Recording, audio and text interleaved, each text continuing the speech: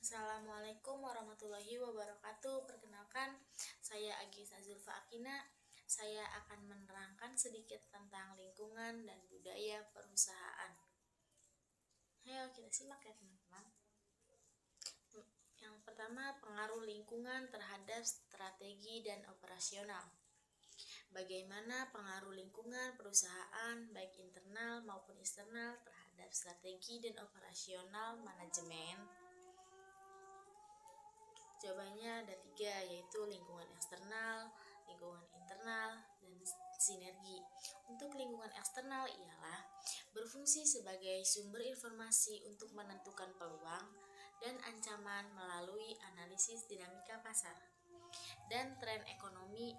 Sedangkan lingkungan internal terdiri dari struktur, budaya, dan sumber daya yang menentukan kekuatan dan kelemahan perusahaan dalam mengimplementasikan strategi.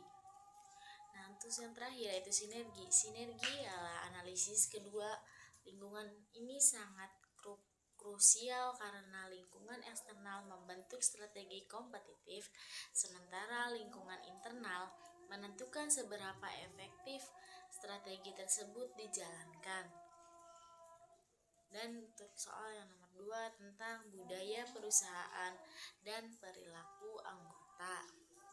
Soalnya, bagaimana budaya perusahaan membentuk pola pikir dan perilaku anggota organisasi dalam mendukung pencapaian tujuan? Jawabannya sebagai pedoman. Budaya organisasi merupakan perangkat sistem nilai dan norma yang disepakati sebagai pedoman perilaku serta pemecahan masalah. Keduanya yaitu identitas dan stabilitas.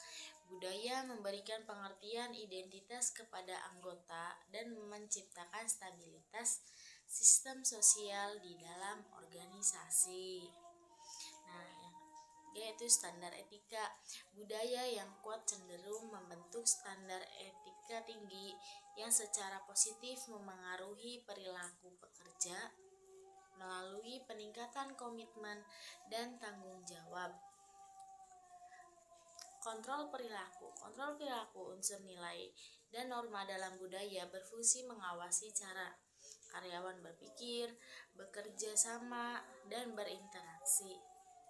Itu soal nomor 3 tentang faktor pembentuk budaya dan kinerja.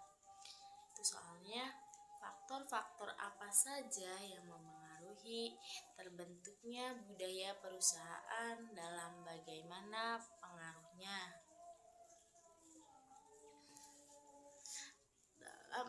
pengaruhnya terhadap kinerja organisasi. Jawabannya, faktor pembentuk utama budaya dibentuk melalui interaksi karakter perorangan, etika perusahaan, pembagian hak, property rights, dan struktur organisasi. Lalu peran pemimpin dan anggota lama memiliki peran penting dalam mengkomunikasikan nilai-nilai utama untuk membangun budaya yang kuat.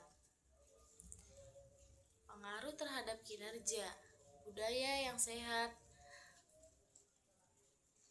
meningkatkan motivasi, loyalitas, dan produktivitas penelitian menunjukkan adanya pengaruh